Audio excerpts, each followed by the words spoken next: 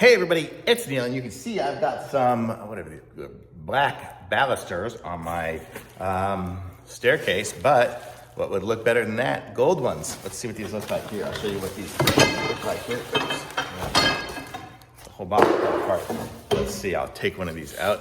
This is really tough to do one-handed, but you get the idea. So it'll look like this.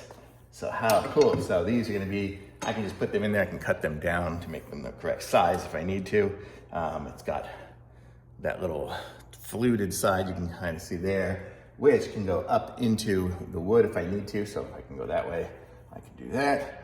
But these are nice looking little balusters. It's the exact same size on the width as my old ones. So I can just have some gold ones. So what I want to do is interchange some gold ones with the black ones, probably is what I'm gonna do, and make it look pretty and alternating colors. Like how cool will that be if there's a few gold ones in there. So these are nice, and this is what it looks like close up. You can see got nice gold color to it, kind of yellowy gold, and it's good. And you get a whole bunch of them here. 1, 2, 3, 4, 5, 1, 2, 3, 4, 6, 7, 8, 9, 10 of them. So there's 10 of these gold balusters. Really nice. Thumbs up for sure.